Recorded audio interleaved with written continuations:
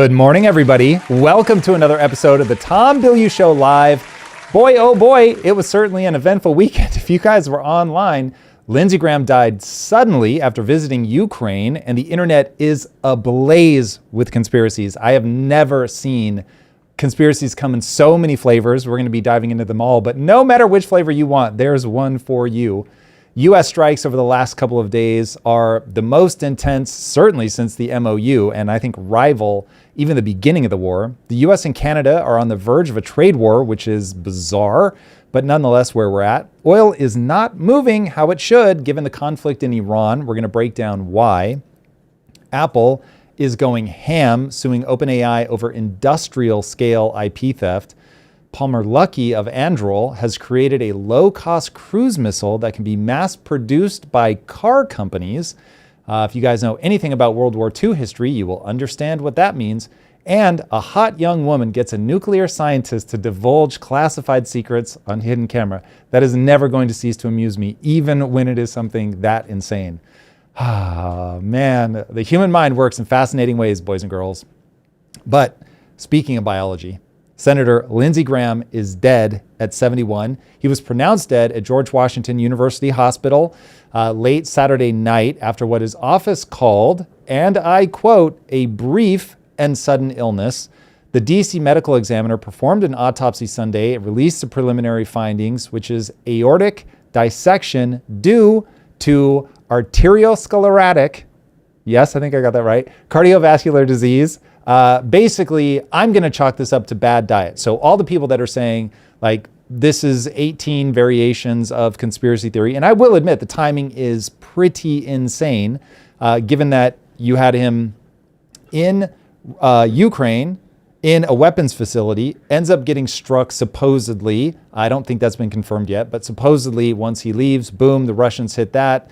Then he goes home, click, dead, like right after he gets back. And this is right on the heels of Iran making him one of like a small handful of people. So they had Trump, Lindsey Ben Shapiro, Laura Loomer, I think. So like a really small handful of people. And so first one goes down. Somebody released an AI video that's been linked in terms of the style, has been linked to some IRGC propaganda videos where it's shown in a Lego format. So this Lego video supposedly released by Iran, taking claim for the assassination of Lindsey Graham. But again, to me, anybody looking at that man, he was not living a healthy lifestyle. And so my initial thinking was, yeah, when you get hardening of the arteries, that will kill you lickety split. Like if you get a tear in the right part of your vascular system, you're just going to bleed out. So this one doesn't seem super shocking to me, but it really, the number of different conspiracies that are coming out are crazy. So you've got people in the Russian camp. So clearly Russians took him out because he's putting all the support behind Ukraine. We had to get him. Then you've got the Iranian camp. I mean, they're just straight saying, or the propaganda video, I don't know if it actually came from them, but they were super eager to take credit for it because he was on their hit list.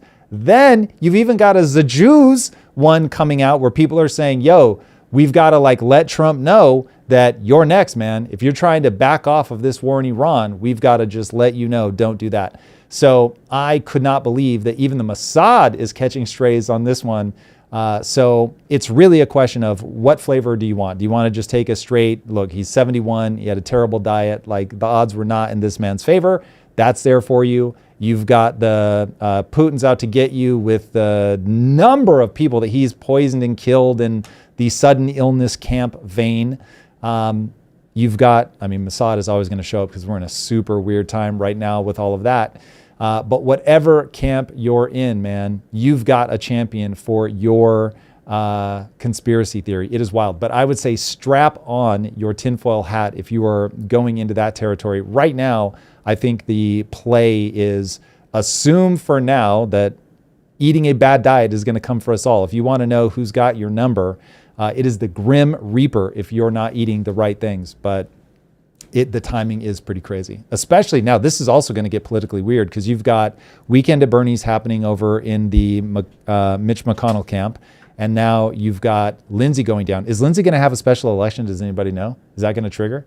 Because we're so close to the primary and everything like that, somebody else can then run for their seat to then get on the ballot for the next. So there won't be a special election. We got close enough. We got close enough. We missed it. He held on just long enough. The House is on. Damn. Times in the Senate. Yeah. So yeah, that is certainly utterly fascinating. Now, the thing that I found the biggest sort of jarring thing was the mainstream media is not. I haven't seen, maybe it's just my algorithm, but I have not seen a single commentary on the conspiracy theory of it all from the mainstream media.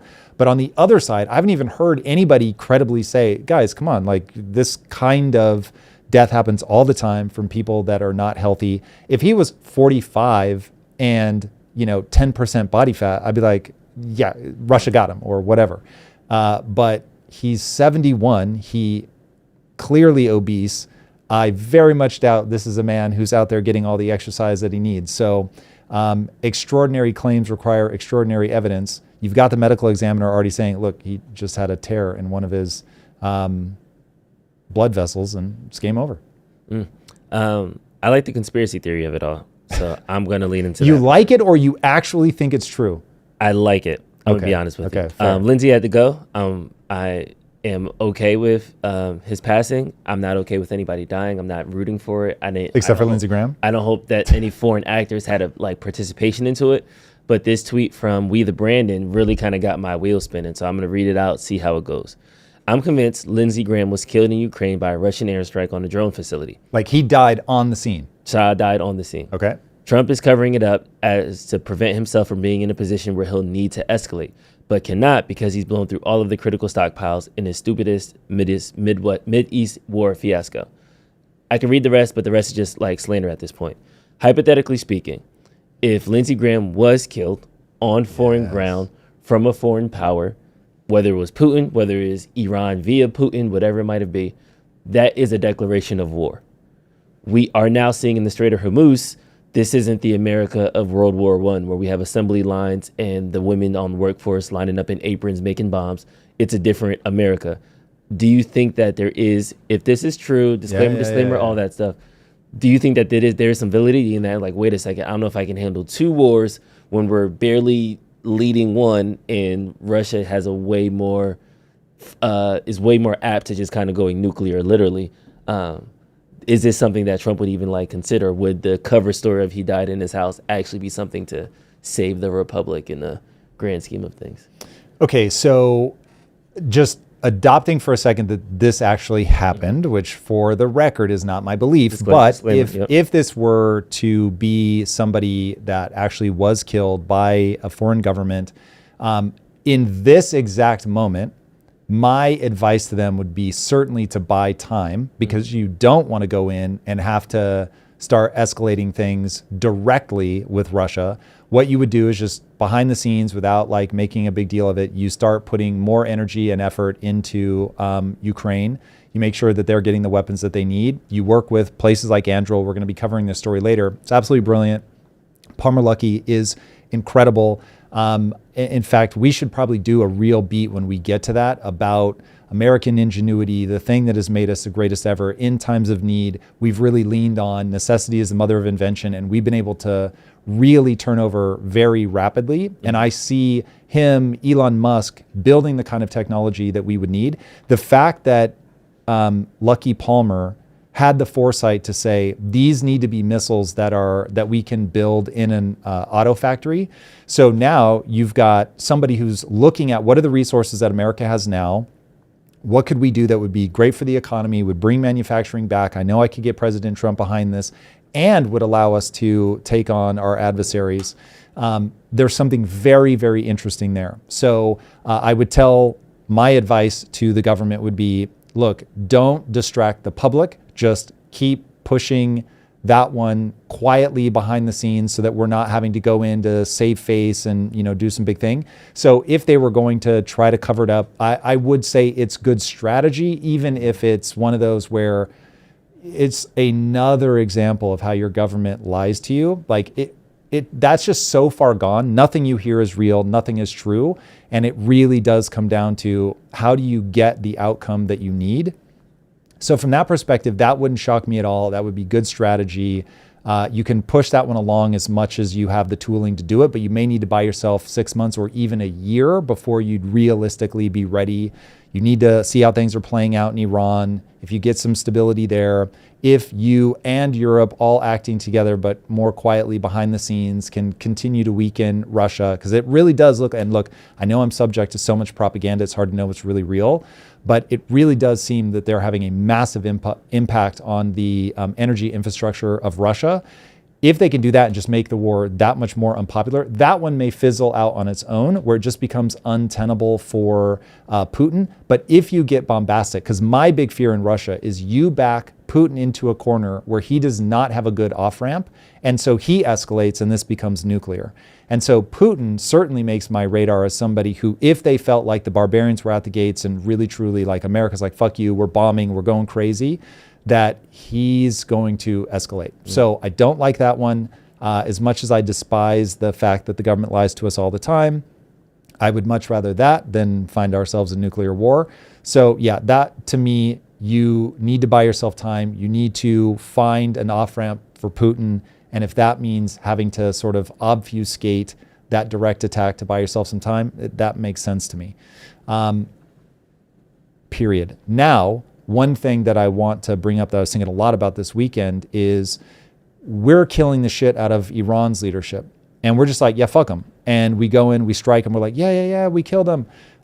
Trump, in his first term, I forget who he hit, Baghdadi, one of them, and was just like, yeah, we did it. No apologies. If you fuck with us, like, you're going to find out. And so it really, if you live by the sword, you die by the sword.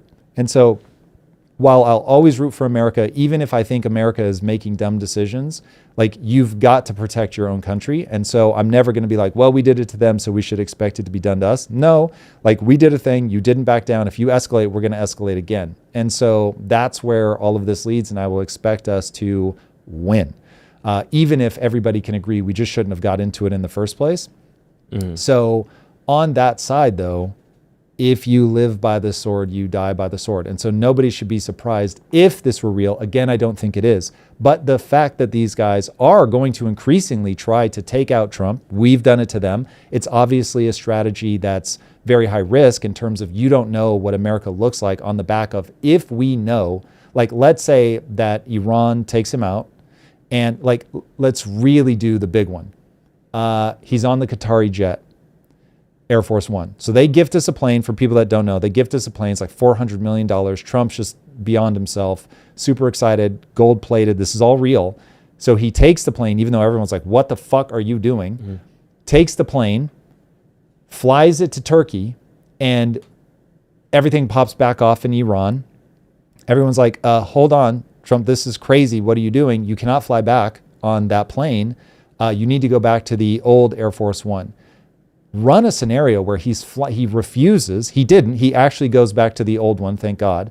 But let's say that he had gotten on the new one, and lo and behold, we find that it either doesn't have the defenses that it needs, or that it had a weakness that Iran could exploit, and they end up crashing the plane or striking the plane or whatever, and just claim it and say, we did it like this. Fuck you guys, we're coming for you. Like, we can touch you in ways you don't understand. We've got fools in Cuba. We've got sleeper cells in the US, which, by the way, is almost all certainly true.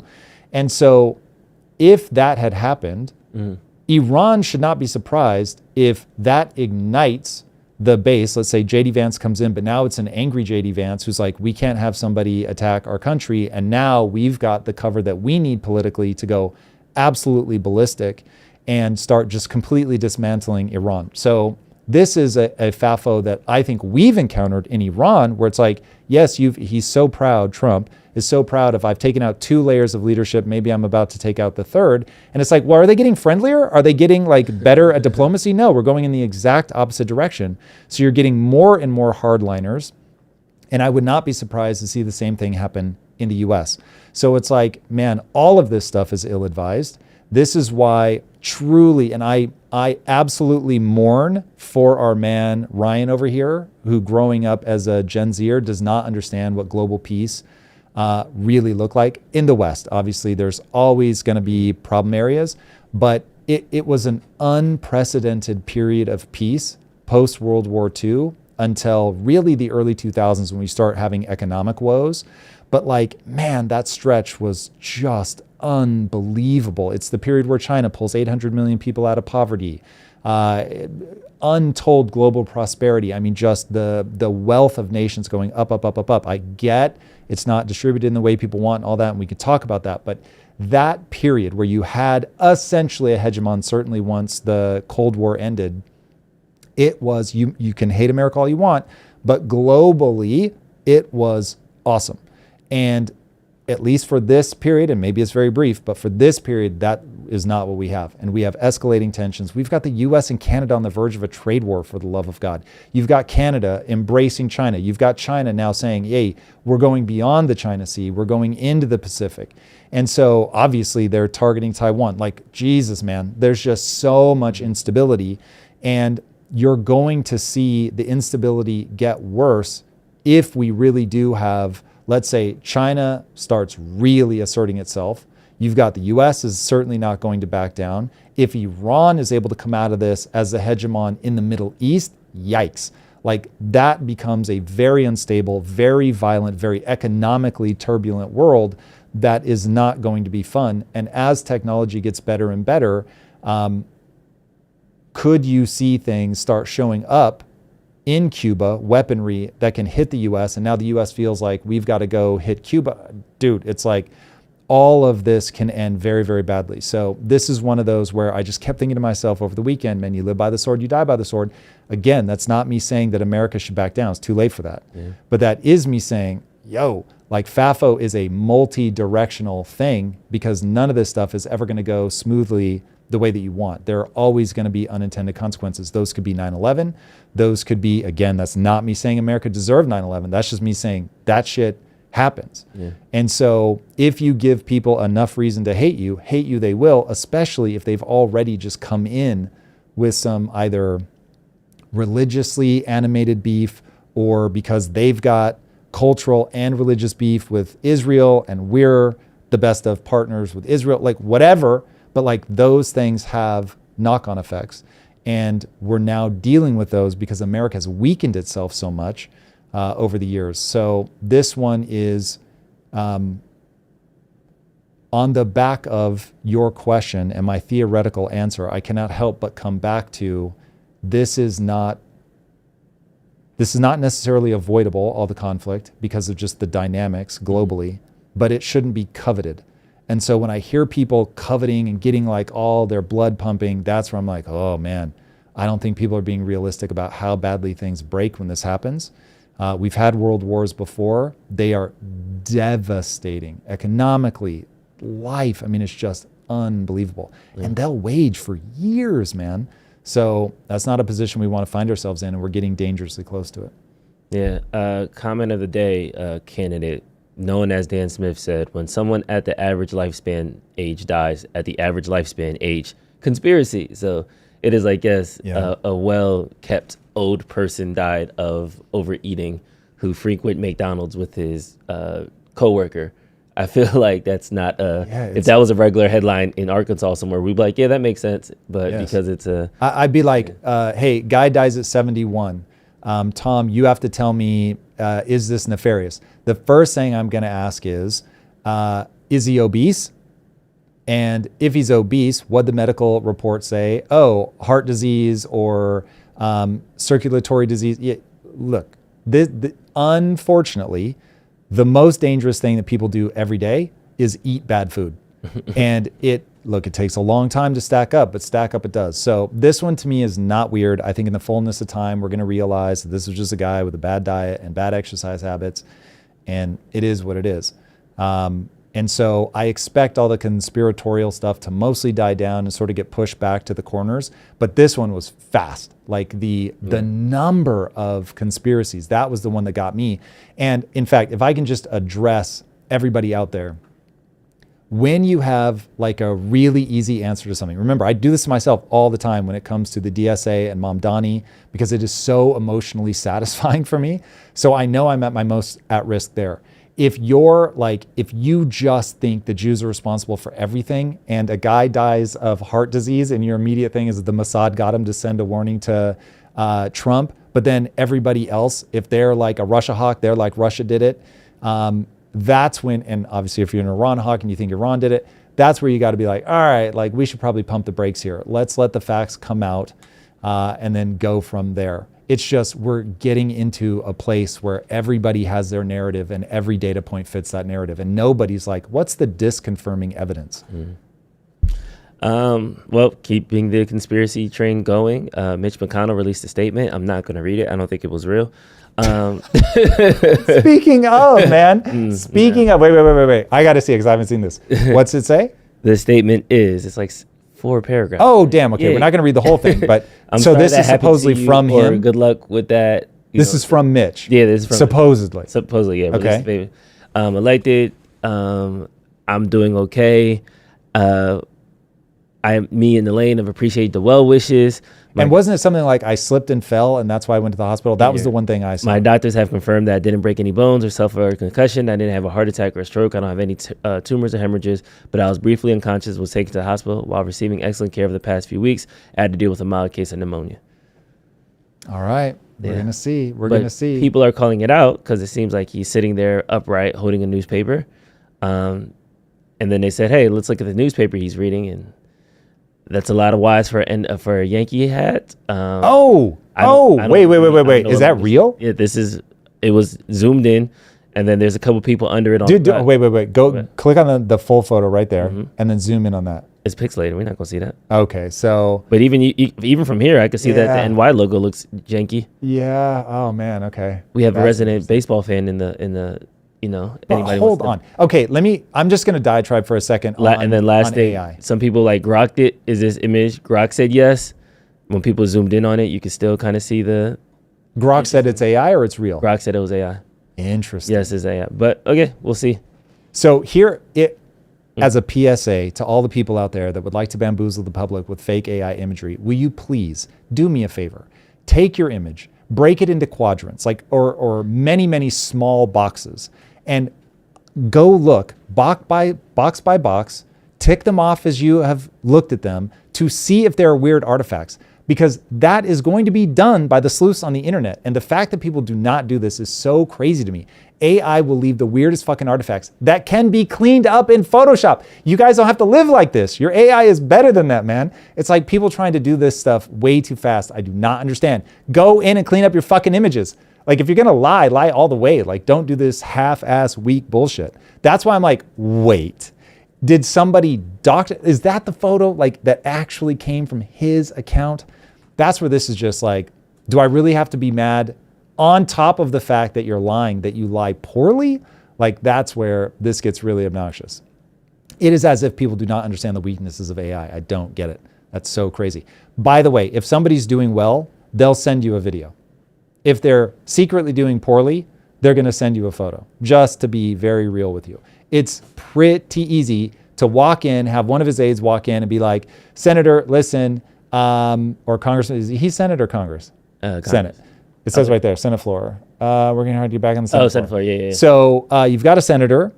You're important to the public. So, hey, Mitch, real fast, I'm just going to record a video, say the date, say what's up, just let people know you're good. That's it. Doesn't have to be anything fancy. And then you release it.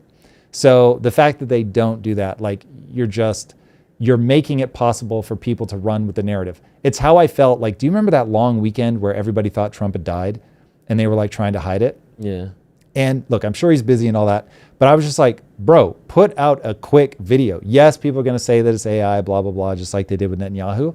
But at least you give anchored people something to go off of. Yeah. But and that's the thing. We do have the disclaimer because everybody swore Netanyahu was dead, and it was the 4 fingers on the coffee and all these other things. So it's one of those. It sounds good. It feels like there's something there. It is mysterious how he's not having a video. He's not releasing his statement. Other people aren't commenting. I just have a feeling he was legitimately doing poorly, and he's in such frail health that they didn't want to show that he was really struggling. Thankfully, he got back on his feet, but I get why people want to know what the condition of their elected officials are. So yeah, we have routinely, there was somebody, I forget what their exact role was in the government, but this was several years ago. But they disappeared for like, I don't know, a month or 2 months or something. Nobody knew where they were. They ended up being in the hospital and having some like fairly robust surgery, and it was like just crickets. So yeah, I don't know. Perfect time to, do age limits on Senate, and term limits for the love of God. 80-year-old judges, 70-year-old politicians, they're dropping like flies. Maybe this is a signing. Also, man, I hate to say this. Yeah. Oh God, am I really going to say this out loud? Sure. When it comes to interviewing guests, if somebody suggests somebody to me that's old, I go watch how well they speak, because while it doesn't guarantee that you're no longer sharp, the odds are that you're no longer sharp. And so it's just like the fact that we let people rock that long is so crazy. Now look, demographics are destiny. I get it. We have a ton of boomers that have just been able to keep these guys going forever in terms of getting reelected. But that's pretty wild. I would advise all people, young and old, it's about sharpness. It isn't about age, but age is a flag where you need to be like, is this person still sharp? Yeah. And yeah, so again, man, age comes for us all. Nobody knows that better than me. But boy, oh boy, do we have to be honest about the fact that age comes for us all. Yep. All right. While we're talking about international conspiracy theories and foreign actors, let's actually go to the war that we're fighting. Oh, I'm sorry. It's not a war. It was a conflict, a misunderstanding. I forgot what the last thing. You can't call it a war 486 times and then be like, no, psych, just kidding. But yeah, whatever he called it. A war? In Iran. Over and over and over and over and over and over. Epic Fury. Epic Fury. Yeah. Operation Epic Fury. Let's get the Epic Fury. So round 3 is complete. A new round of targets, a new round of bombings. Set it up for us, Tom. All right. Well, Trump has stopped talking about bombing Iran back into the Stone Age, and now he's just doing it. Saturday night, U.S. Central Command hit roughly 140 Iranian military targets in a single round of strikes. This is the largest since the June ceasefire was signed. Trump also put out a Truth Social saying that he has 1,000 more missiles locked and loaded should Iran attempt to assassinate him again. Whether they do it or not, he's ready to fight. So far, the U.S. has hit missile sites, drone launch facilities, naval assets, ammunition storage, communication networks, coastal surveillance, all of it obviously trying to wrestle control away from them as far as the Strait goes.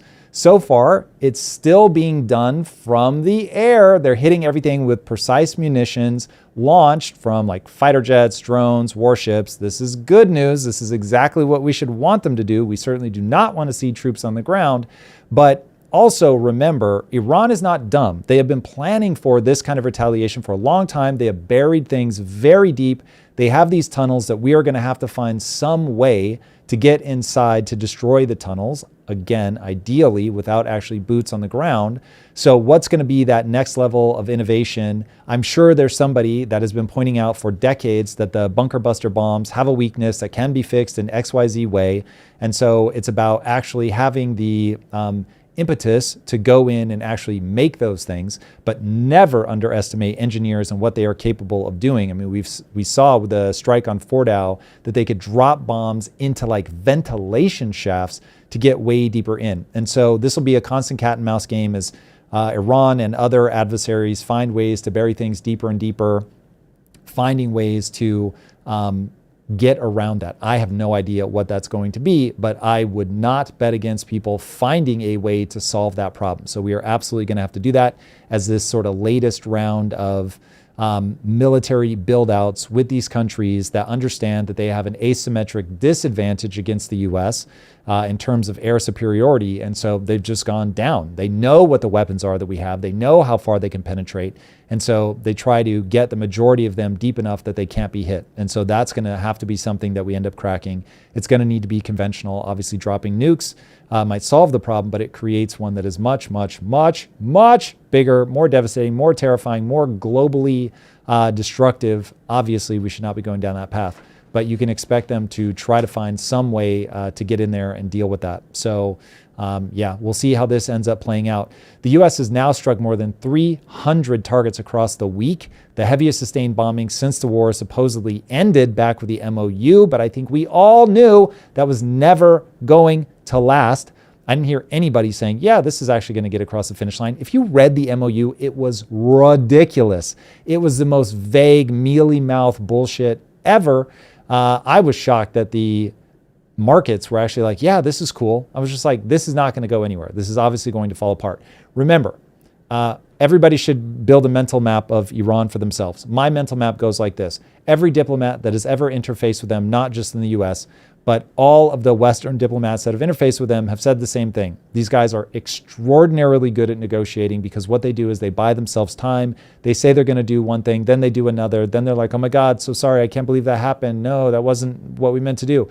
And so that's precisely what Trump is saying, because the latest round of these attacks, he says, is because the IRGC attacked the GFS Galaxy, a Cyprus flag container ship that was transiting the Strait of Hormuz.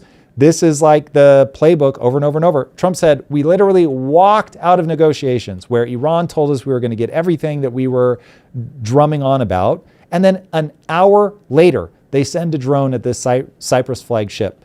So, like if we know that's their MO and we have a hyper vague MOU and the Iranians are going on state media and saying over and over and over, we are not agreeing to those things. They're crazy. I don't know why Trump keeps saying it. It's all a lie. This is what we're really doing. And then they really go do things that are far more in line with what they're saying out loud. You can just assume that they're buying themselves time in the negotiations. So I'm seeing analysts out of the UAE saying the same thing, like you guys are delusional if you think that you can negotiate with them. Now, as you can imagine, this brings me back to this is culture. So I grow increasingly annoyed by people that say you cannot extrapolate anything from what happened in Japan. And I will say, unless you think that quantum randomness somehow is just way more at play with Japan than it is anywhere else, what it shows is Japan had a certain setup, a certain culture, the way that they ended the war, how fatigued they were even before Pearl Harbor. So you already had people struggling with malnutrition before Pearl Harbor, okay? So let that sink in. America hasn't even joined the fight yet. They're already getting super fatigued. You already have the troops on the ground hate their leadership, and they end up murdering some of them after the war ends. So it's like all of that's playing out. You nuke twice, and you go in.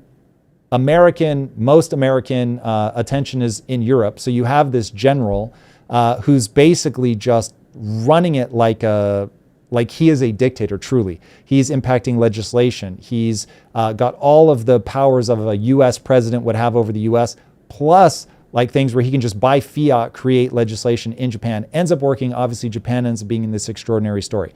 How does that relate to what's going on in Iran? Value system matters. So if Japan is fatigued, Japan wants to let go of its imperialistic ambitions because it has not been playing out well for them. They want to move in a new direction, and then somebody comes in and says, hey, we're going to give you all these freedoms, freedom of speech, freedom to protest, things that they didn't have historically, and their belief in their supreme leader, their emperor, like who was supposedly, I can't believe people believe this. And this is, World War II to me is still the modern era. They believed that he was a god or god adjacent. So like imagine that. And so when he's like, hey, we got to go to war, we got to kill these people, you're like, well, God's telling us we got to do it. Like that shit is wild. The US was smart enough to go, we're going to use that as a way to get that person to say, all these new freedoms, these are good things. This is what you should want. It was really brilliant. So you've got to be honest about what the culture is, the value system is in the Middle East. And if you mismap that, you will forever fail to get what you want out of the Middle East because you're not aligned with the way that they are. So you can go give Japan freedoms, they take to it. You try to do it in Afghanistan, it doesn't work. You have a different value set. It is not that Japan is some crazy outlier. It's that we actually, whether we did it on accident or not is irrelevant. The things that we tried to give them were in line with where they were psychologically, from a value setup, all of that at the time that we tried to do it. We've been so out of step. Like imagine trying to take DEI to Afghanistan. Are you out of your fucking minds? So it's like that kind of thing is just absolutely asinine because people are not being honest about values are the thing that drive what people will kill and die for. And so if you've got people willing to kill and die for a certain ideology and you're 180 degrees in the opposite direction of that, do not expect it to go well. You're not going to be able to introduce freedoms that they don't want. So that's where I think this continues to be us beating our heads against the wall. And people in the Middle East have been saying for years that trying to go and do Western-style diplomacy with Iran is never, ever, ever going to work. And there are plenty of people saying that the way that Iran has read the Trump administration's negotiation tactics is weakness. It isn't like, oh, but he wants to get this economic deal done. They're like, fuck this kid. He's weak. He's in a super weak position. All of his concessions, like they're all a sign that he does not have the leverage that he thinks he has. I don't know if this report can be believed, but I heard a report over the weekend that Aragachi, I believe that's how you say his name, basically the guy that we interface with, that we always see publicly speaking on behalf of Iran, that he had rocks thrown at him during Khomeini's funeral because the hardliners think that he's an appeaser. So imagine just trying to end the attacks in Iran with the world's vaguest MOU that gave them plenty of options to get out, them all trying to control the Strait of Hormuz. That was considered appeasement. So when you've got people that hardcore and you're trying to come in and be diplomatic and come on, we all want a nice economic end to this, which boy do I wish were true, but we're not getting indications that that stuff actually is true. So that's where it's like, expect this to continue to be a clown show because we're not in alignment with what they actually want. Remember, they chant death to America, death to Israel, name us the big Satan, Israel the little Satan, that they want the state of Israel to cease to exist. Those are they're telling you who they are, and we're negotiating as if they're not telling us who they are. Now, what that means in terms of how you actually get what we want out of this, that's a whole nother discussion that probably involves a lot of bombs, but nonetheless has to be disentangled from what we want to be true versus what actually is true. That brings me to the chanting. I don't mean to like fractal, but Tim Dillon did a good bit on like, we can't handle people chanting death to America on that. Before I get to that though, it's a bit more comedic. It's giving Quagmire. It's giving we're kind of stuck. We have it's giving Quagmire. Yeah, like tell me you have a 15-year-old daughter. My house is surrounded by teenagers. I'm sorry, I'm getting indoctrinated. It's one of those things where how you just laid it out. Even the negotiation is viewed as like subjugate. Like we can't even get to the table to have the conversation, and that's the issue. So. Like, where do we go from here? Like, is it now we have to flip into that total war switch? Like, we can't negotiate. I really think total war is over. Okay, what do I really think? Total war is over until something so tragic happens that it absolutely forces some country to cross a line, and then everybody's like, yeah, we're just really in it now. We're doing this, hey, we're still like, this is still that period of peace. We don't have to do this. The US and China don't have to end up in a kinetic war. This thing in Iran, it can settle down. We can negotiate this. Hey, Russia, like, come on, chill. Like, let's restabilize. We don't invade countries anymore. Like, we're still in that, no, things can go back to the way they were phase. And to be honest, I want it to be true so badly that you need to let it play out. Even though I don't believe it anymore, you still need to do the thing because it is so catastrophic, the other option. Okay, because of that, for now, total warfare, I think, is still off the table. You would need some sort of cataclysmic breaking point.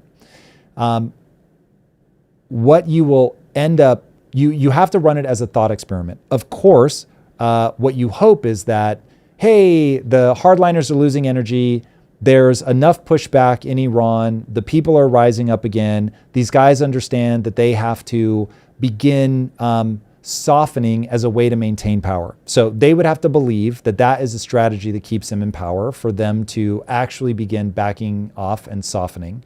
And so that's what you want to see play out. So if you're Trump, you've got like a list of targets. You did the surgical ones in the beginning. They were all military installations. It's all the radars, all that. Now, remember, unless my memory's faulty, Trump literally said, we're either out of targets or we're almost out of targets. So the fact that he's now going crazy, we've now entered into a different phase of the attacks. These are not the same style attacks that we had before. This is far less surgical.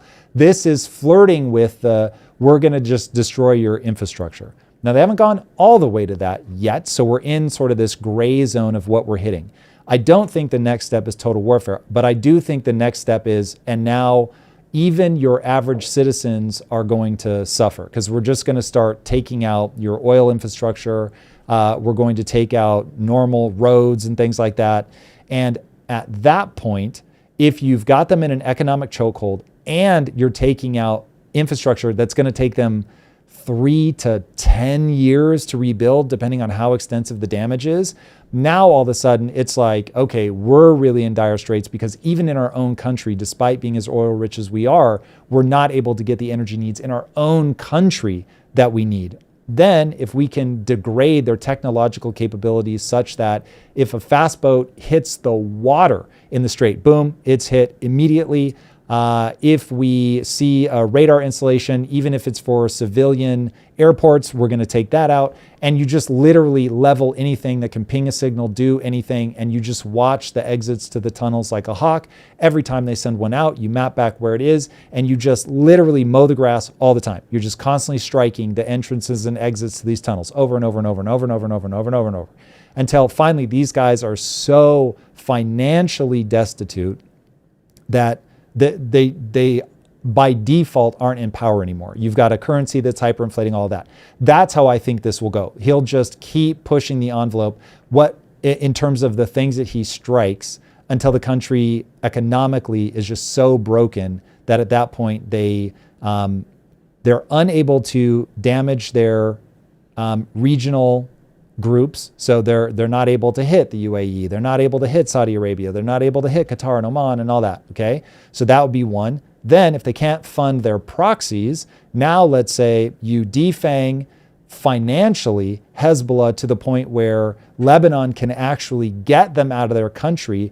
Now, like I'm getting way out over my skis here, but this would be incredible.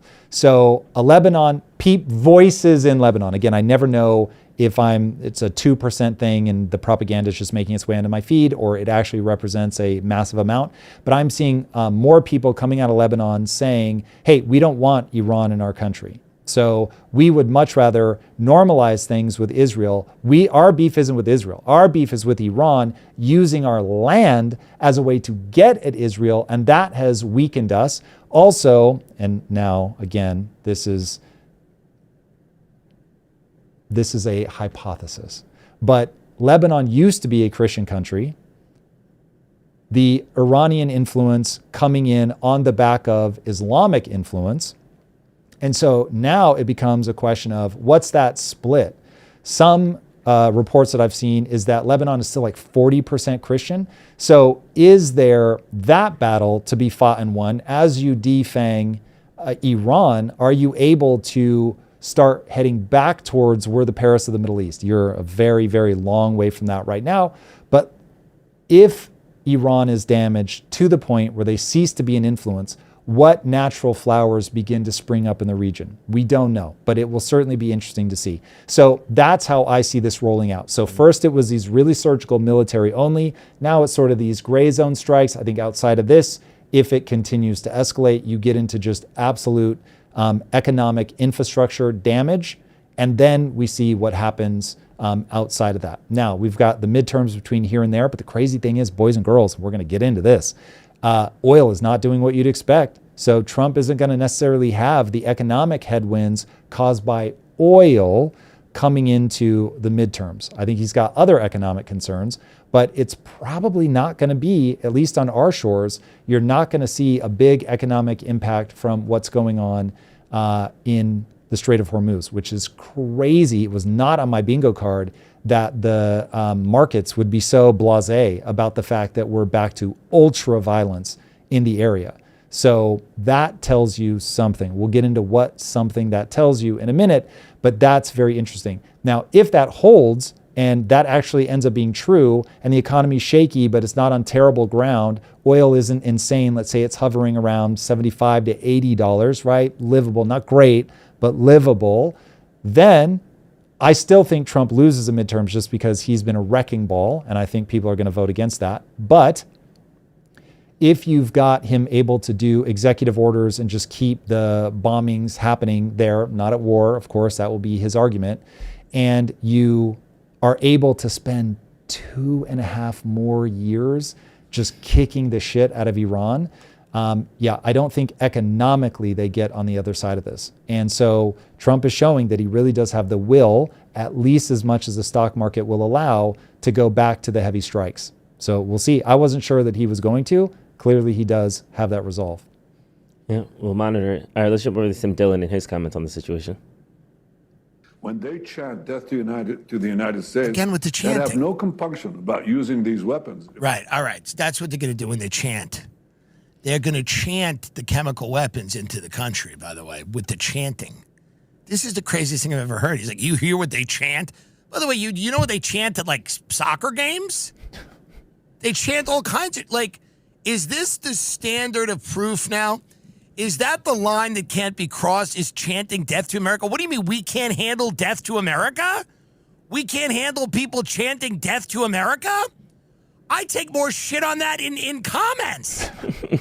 Like, well, this is crazy. And so does anyone who's on the internet. This is what we're doing today. Listen, first of all, Tim Dillon is absolutely hilarious. He's also very insightful, which is a wonderful combination.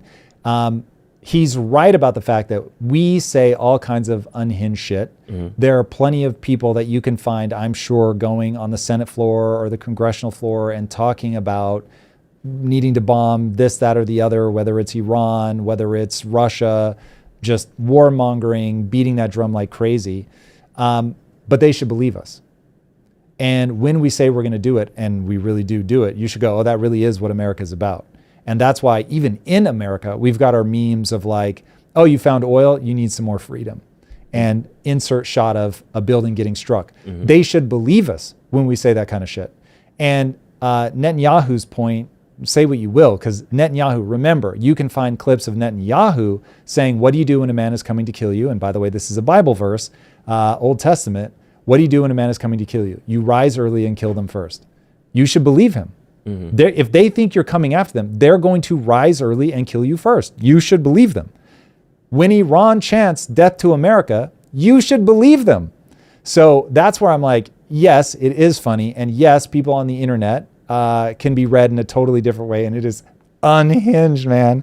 Once you come onto the internet, what people say is wild.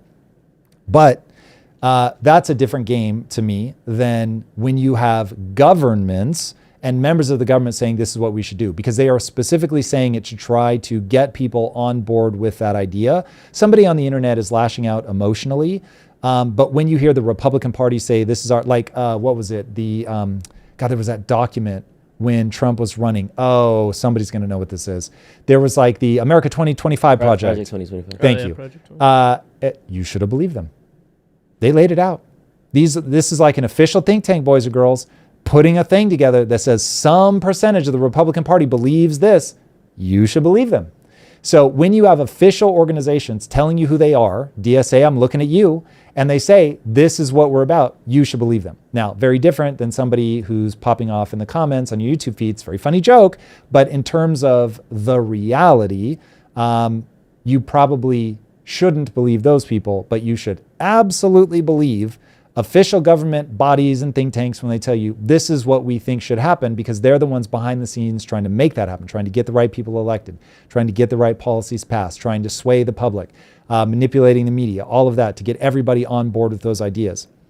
So you, again, funny when you liken it to soccer chants, but like the Iranians actually kill people. The US actually kill people. So this is where it's like, yeah, you can probably take those chants that are happening in their version of parliament a lot more seriously than a soccer chant or a comment online. This goes back to what I'm saying about values. If you mismap their values and you think, they're just teasing, you're going to be confused when they really are pursuing that agenda. Yeah. All right, we got some super chats. Yes, we do. 2 from Marussia Dark. Let's go, Mauricio. First up, to Tom's haters who think he hates wealth tax because he's rich, I oppose taxes, welfare, and the Fed even back when I was starving and homeless. Despite every incentive to take government handouts, I rejected them because they're blood money. Dude, I love that. Thank you, Marussia. Also, I will say that when I was broke, I was the same. It all seemed crazy to me.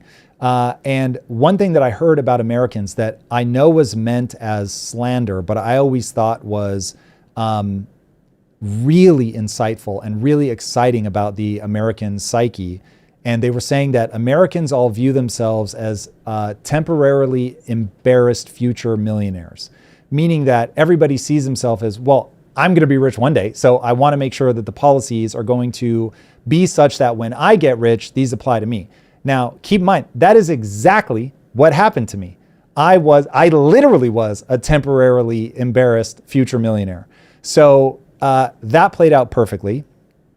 Also, remember, if you want broad scale prosperity, you're not going to tax your way to it. That you tax your way when you start getting into like true socialist levels of taxation. You tax your way into stagnation, best case, or you spill all the way into socialism and communism, and you tax your way into starvation and people literally dying by the tens of millions, as happened in both Russia and China. So that's where I'm just like, okay, wait, this is making contact with the way that economies work and what actually gets them going. Also, by the way, America has so many social programs already that if it hasn't worked yet, why do people think more is going to be the answer? Because you're just going to get way more fraud. You're going to get way more people ejecting out of the labor force. Remember, labor force participation, our numbers right now are the worst they've been. I can't remember if it's ever or just like the last 50 years, but they are horrific. People are ejecting out of the workforce. How? Because there are so many social programs. So people are just like, take care of me. It is not the attitude that you want pervasive in culture. For the same reason, you don't want a bunch of rich kids that have never had to work for anything. They implode psychologically. And we're creating a very similar mind virus, if you will, among people who are like, we're the wealthiest nation in earth, just give me my cut. You won't get people building and creating the things that we need them to. Remember, innovation is the core of everything. So anyway, I've laid out my arguments. You don't have to turn to, I don't want it for myself. I don't want it for myself, obviously. Not only because I have worked for the things that I've gotten, but also because of the fact that it will break the engine of prosperity. So you can take your pick. Yes, it is true that I don't want it for my own reasons. And yes, it is true you can trace these steps of logic that it will also be detrimental to everybody else. Next up comes from Marussia Dark again. Can't wait for Tom to finish One Piece so he can watch Demon Slayer, My Hero Academia, Dr. Stone, and my new current favorite anime, Black Clover. They all deal with the mindset of self-improvement despite impossible odds. Yeah, shonen, man. Shonen anime and manga is like a whole mindset trip. I really wish Impact Theory had created My Hero Academia. I will just tell you that right now. That is so good. That is the thing that, were we at that stage in our development, that is exactly the kind of project I would have greenlit and been like, yes, please, more of that. I'm now on like 780 episode of One Piece. And I will say, anybody that thinks that the best arc is Marineford is out of their minds. But hey, it was a good arc, don't get me wrong, but it's not the best. What was your favorite arc again? Ennis Lobby. Ennis Lobby, got it. Water 7 to Ennis Lobby is like, it's the goated stretch. And I'm a little sad because I just think keeping something going for 26 years is just tough. Yeah. Because the core characters that you make us like connect with emotionally, you can only do so many big moments of all is lost for them and we save them. And so you get to go on this huge emotional journey. He does a good job of trying to introduce a character quickly, make their tragic backstory and resolve it. But it's just like, it doesn't hit the same way that it hits if you've spent 150 episodes with somebody. There was another good beat with Usopp, who's my favorite character, where it's not called the God Usopp arc, but that's like the part that was really awesome. But again, it comes down to he's only got a small number of characters that you can build these grand stories around. And he's not doing it anymore. So we'll see. I'll definitely finish it. I'm so far in and it's so good. But it's definitely getting weaker as it goes. Tism Over Inquisitive says, joined the Zero to Founder while full-time in school and parent life. Grind set is go, and the value is already worth it. Thank you, Tom, for organizing it, and thank you, team, for being incredible. Everyone should join ZTF. Dude, I love that. Thank you so much. So I'm very passionate about helping founders start companies, as you guys will have surmised. I believe that founders are the ones that solve the world's greatest problems. It is not going to be government. So yeah, I would love to help out Zero to Founder. Join it today. Really quick, that quote that you said, rise early and strike them first, it's not from the Bible, it's from the Talmud. Talmud is the rabbinic translation of like the Hebrew Bible. So how rabbis look at the Hebrew Bible. What's the difference between the Old Testament and the Hebrew Bible? It's not from the Old Testament or the Hebrew Bible. It's from the Talmud. I think Talmud? I'm mispronouncing that, yes. So the Talmud is what rabbis write, what they learn. So it's like from their Hadith? I'm not really familiar with the Hadith. Hadith is a bunch of, I think they still all come from Muhammad, but it's like, okay, we've got the Quran, which was like written. Then we've got the Hadith, which is a bunch of like off the cuff stuff. I've never read the Hadith, so I couldn't tell you, but I've always saw it as like, if anybody knows the Tao Te Ching, where it was like, supposedly the story goes, Lao Tzu is trying to leave his village in China. The guy at the gate's like, bro, you can't leave until you write all this stuff down. So he just goes and writes like all these little stories, and they almost read, they're not poetic, but they read in sort of a poetic sonnet way. That's my understanding of the Hadith, and please, anybody in chat that can correct me, is basically, okay, you know the Quran says this, but like there was this one story over here, and it's just like a bunch of things that like add color to the Quran. They weren't divinely written, so it's separate from the Bible. Same thing with the Hadith. Okay, yeah, it's just the rabbi's interpretation of it, like the commentary. Got it. Basically. Okay, like, director's commentary on the movie.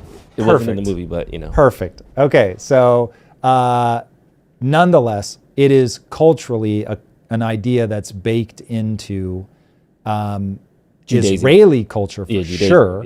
Yeah. Judaism, I would say, I can only speak to Israel. There was a book written with that title that goes into, this was their exact approach to what happened after the Holocaust, how you can interpret some of like the 6-Day War and stuff. So it may not be official doctrine, but I have seen the clips of Netanyahu himself say, what do you do when a man is coming to kill you? You rise early and kill him first. So it's like clearly from a cultural standpoint, it has relevance. Just wanted but thank you for fact checking that. Let's get over to Canada and this pending trade war. So I knew we got out of the deal, but I didn't know it was going to escalate this way. So I don't know if you want to start with the video or you want to set it up for us first. So technically we're not out of the deal, but we have now put it on like this yearly cadence. But my real question is, are the US and Canada really about to stumble into a full-blown trade war? And the answer is maybe. So this is actually starting to get bizarre. And to understand why this is playing out, you've got to understand how close Canada and China are becoming. And to understand that, you have to understand how far left Canada is going.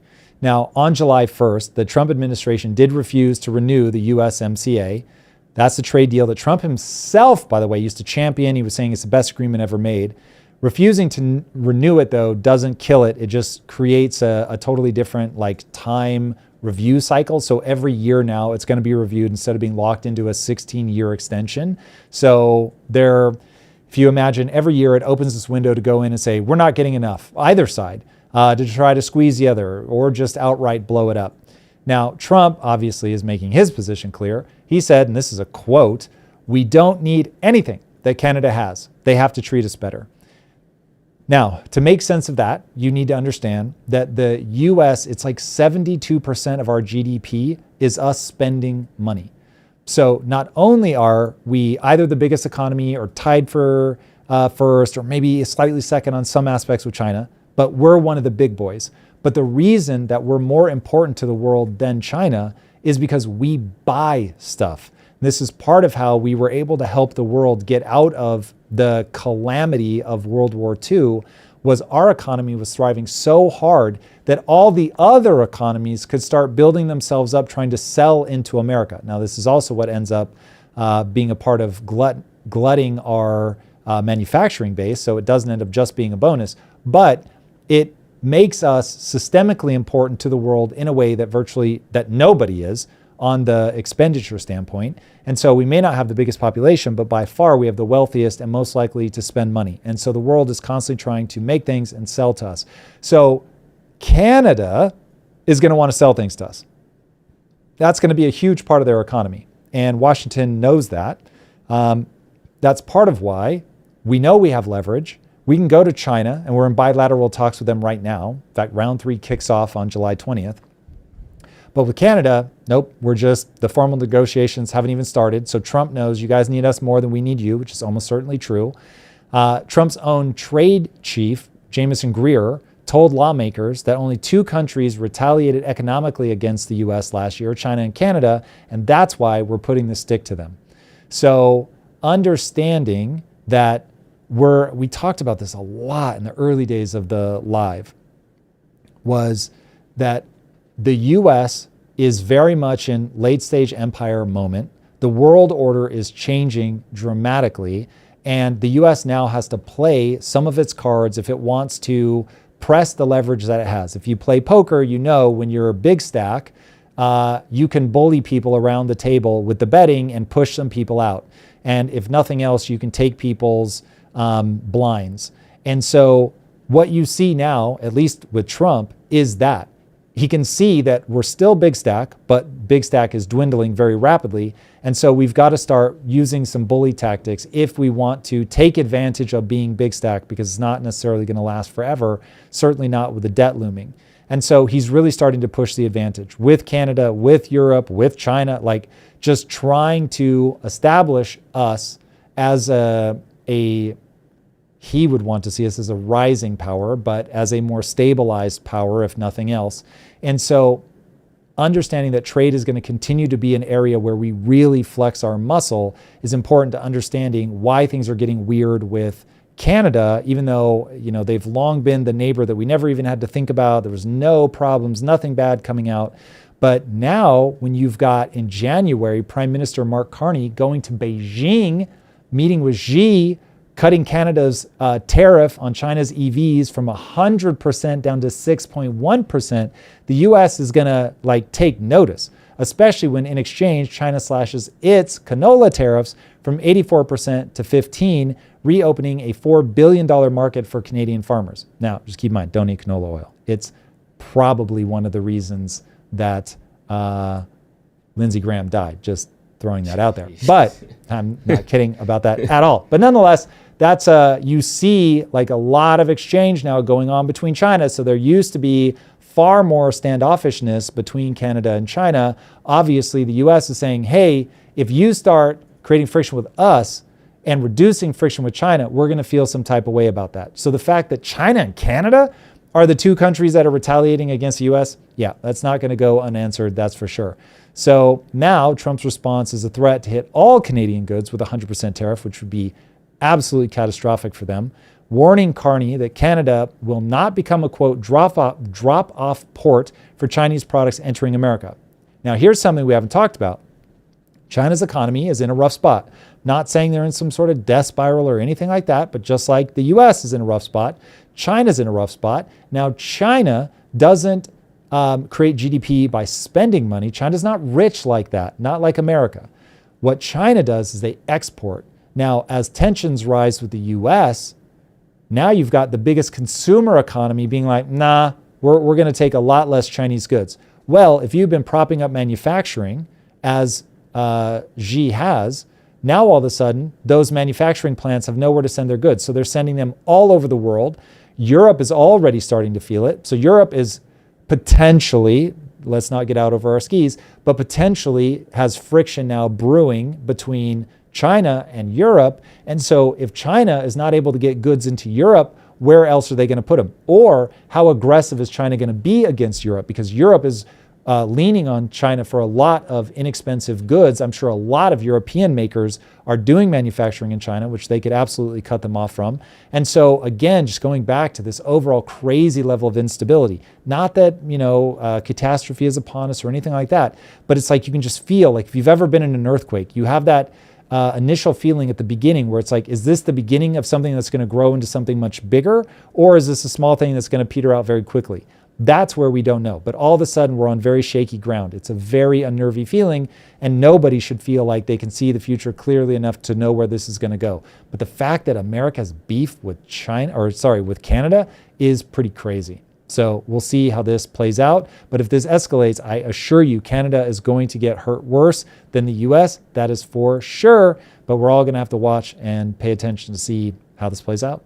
What do you think is the downfall? Because somebody in the chat said the same thing. If Canada goes full China and lets a lot of it disassociates with the US, they're going to be hurt more than we are. What are the mechanisms you guys are seeing that make you so confident in that? Oh, because they'll do exactly what they're doing to Europe already, what they had a major impact on US during the WTO days, which is they're going to come in and they're going to make EVs so cheap in Europe that Europeans are never going to pay for a Europe-made car. And you're already seeing massive layoffs in the auto industry in Europe. That's going to continue to escalate. Any industry where China goes, we're going to take this, like imagine, look at what China's doing with solar. Solar's massive. Solar's the future. Just everybody brace themselves for that. So China's way ahead of everybody, I'd say even ahead of the US. And they're way, way, way ahead of Europe. So Europe has like green suicide plans. So they're like suiciding themselves from a green perspective. But if China could be like, hey, don't worry about it. You guys don't have to go back to coal. That's crazy. Let's get you hooked up with these solar panels that we're doing in batteries.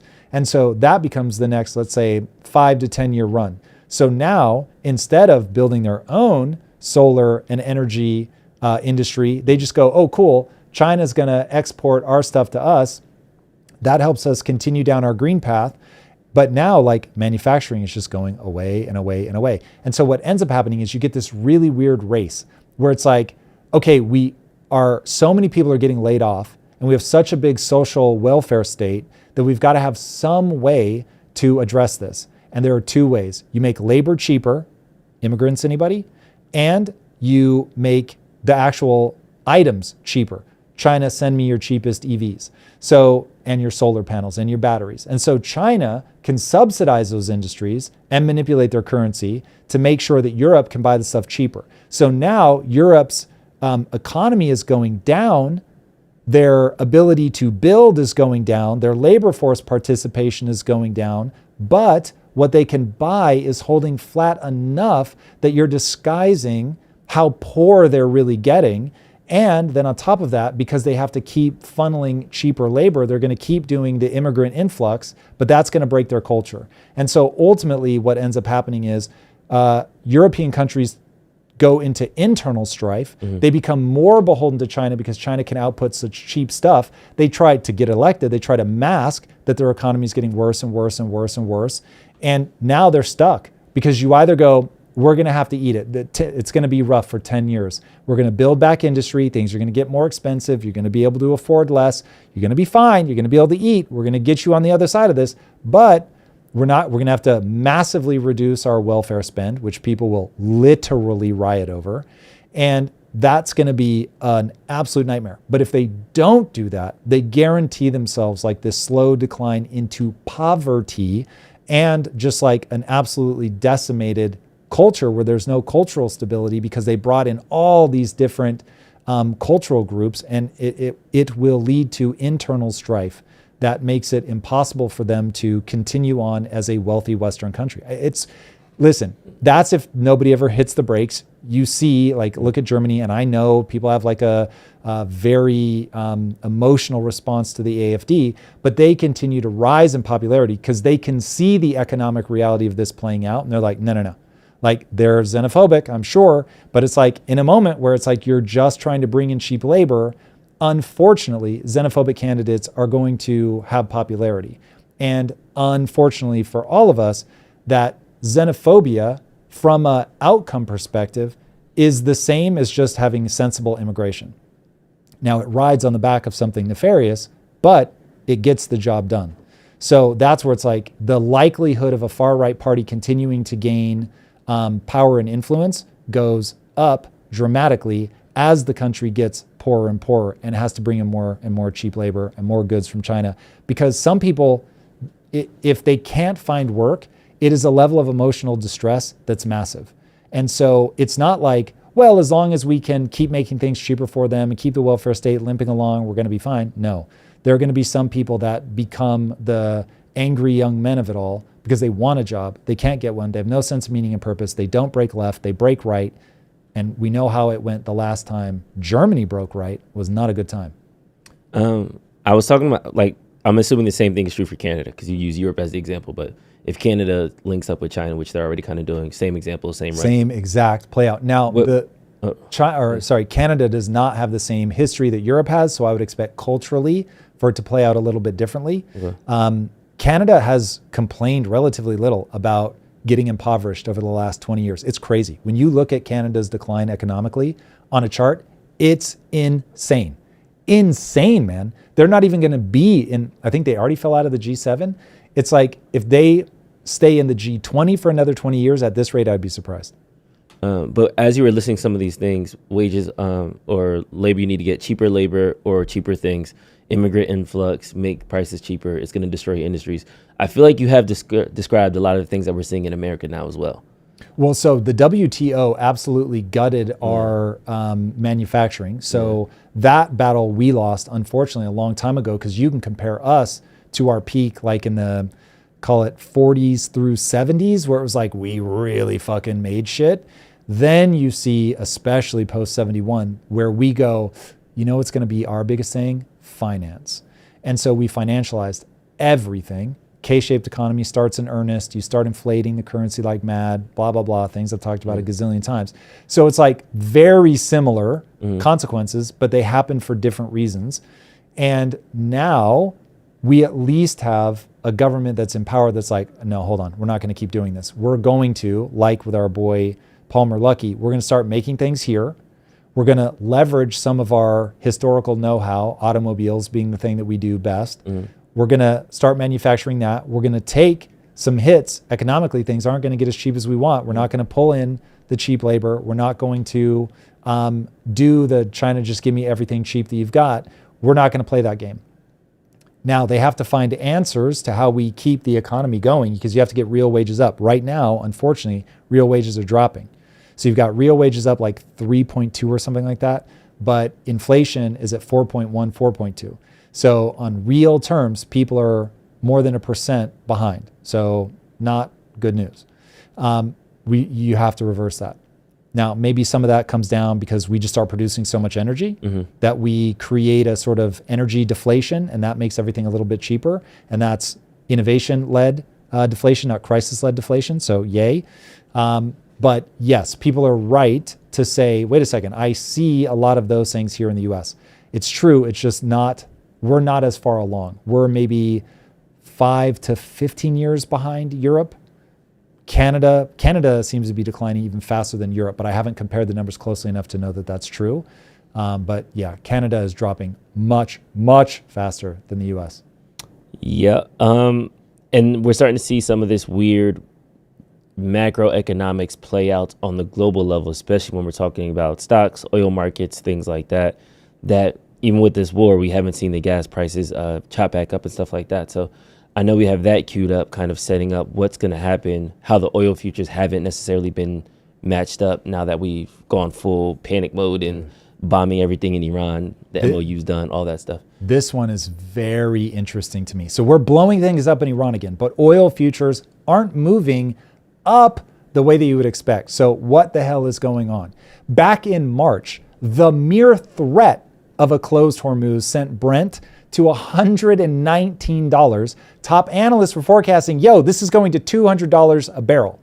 But now what's happening? Ceasefire is dead as disco, baby. The U.S. has bombed the life out of Iran for the better part of a week now. Tankers are being attacked in the Strait of Hormuz. Iran is claiming that the strait is closed, but oil has only jumped by 4.4%, and then pretty much instantly gave it back within 24 hours, okay? WTI, which is like the US-based Texas oil rating, is roughly $72. So something strange is afoot at the Circle K. One thing that we have to start looking at is what are the supply and demand side of things that are going on, because everybody thought this was going to be a supply story where, hey, you close the Strait of Hormuz, you start bombing oil infrastructure, we're going to be screwed. Like there's going to be a global recession and people aren't going to be able to get what they need. It's game over. But I think people have completely misassessed the demand flexibility, because people thought that oil demand, energy demand was pretty much inflexible. But Ken Griffin has a different take on what's going on. Let's take a look at this clip. Getting right, what's it mispricing? So big picture, not only is there a war in the Middle East, there's still a raging war in Europe. And the peace that you and I grew up with for most of our adult lives is clearly not on the table right now. Toast. And for anybody following the situation in Cuba, there's obviously the potential threat of a would be a reasonably small skirmish in Cuba, but yet another war. And at some point, do you encourage other countries around the world to increase their use of military power? We're going to get to that. Okay, we'll get to that. So why are we seeing all-time highs in the S&P while there's a war in the Middle East? Number one is the United States is somewhat shielded from the energy crisis that this war is creating. That is a very important part of the story. Key transit point for energy. We all know these details. There's a couple of things that have been, I would say, upside surprises for the world economy. Number one is, for a litany of reasons, China has been able to dramatically reduce their demand for oil. Much more elasticity of demand out of China than anybody had anticipated. You run one of the biggest commodity traders. Did you guys see that coming? Not the degree of the elasticity of demand destruction. So yes, of course, China will find ways to curtail their need for crude. But the magnitude of that curtailment has been stunning. Number two is this strategically a decision by Iran, or is this just happenstance? But there has been a an episodic flow of oil from the region. Pause it for a second. Right, you'll so get this is, I think, an important part of this story is I think one of the biggest things that come out of the MOU is the fact that we've been able to open the strait for a while, get all those ships. I mean, remember, it was like people were talking about a humanitarian crisis. These guys aren't able to get food and water. They've been stuck on these boats forever, and you've got all the oil. MOU, get it through, even though we know we're both lying to each other. We know, both of us know that, like, on the other side of this, it's all going to fall apart. But we both have our reasons for wanting to get the oil through. Iran wants to generate revenue, which I'm sure they generated tens of billions, hundreds of billions of dollars. Also, the US is like, bro, we got to get oil. Like, I can't have all my partners globally, all my allies, sweating me that they're, on the brink of an energy crisis. And so demand destruction is very helpful, obviously far more helpful than people thought. But just like getting the oil out has been a big deal.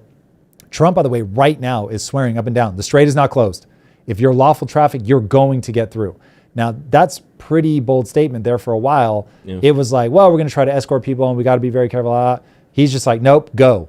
So I don't know if that's because they really have degraded their ability to patrol the strait that much, that he's really that confident, or he just wants like, hey, fuck it. You're only going to get one out of, whatever 50 ships. We'll deal with that when it happens. That I don't know. But even if you keep a trickle of oil going out, you're able to prolong this. So every ship that gets out is, 20 more minutes that you can like push this off. So it's like, if they can keep enough ships trickling out, then Trump buys himself more and more time. That's a really interesting part of the story. The core part, obviously, is the surprise that everybody's had that China has a lot more ability, either through releasing massive amounts of reserves, which I'm sure is part of their strategy. Also just being like, hey, we're doing this, but we're not doing that. I think at some point they were also selling oil to other people. So they may just be like, no, we're keeping it all ourselves. And so they've been able to have a huge impact in terms of what does the world need right now. And it's my understanding that China influences the demand for oil like something like 74%. Now, that's one of those I need to double check, because that number seems so shocking when I came across it. I was like, I need to go deeper on that to make sure that that's really real. But dude, if it's anywhere close to that, that one country drives global demand by that much is crazy. Yeah. And there was also earlier reports when Iran was given them special passes to get through the strait too. before the MOU. So to your point, every couple of weeks there was just been like, okay, we get a little bit of oil, we get a little bit of oil. So Yup. Yep. LNG freighters that will get out with LNG. You'll see the oil cargoes leave. We've managed to keep oil at roughly a low $100 price. Yeah. Versus, lower than I that would now. say most estimates would have put us at this point in this war, if the straits are closed, we'd be looking at almost $200 a barrel. Let's talk about All right, you can stop it. So that was the original take, is everybody thought this was going to 200. And so the fact that we can be in open warfare over the strait, the thing that originally panicked everybody, and now people are like, nah, it's probably going to be fine. What markets are doing is basically pricing in, yeah, we're going to like be in a new world order. There are going to be some ships that get struck every now and then. You can have a volley of missiles from time to time, but the US is going to mow the grass and like we're going to be fine. So that's where this gets very interesting, is to see how, one, markets trade on emotion. Never forget that. So when this was new and novel and people weren't sure what was going to happen, the swing was massive. Now that it's like, oh, yeah, okay, we sort of get where this is going. You get demand destruction. China's able to control what we thought was inelastic demand is actually very elastic demand. And so, we're going to be fine. And so now you get stabilization in the markets, which of course is what Trump wants.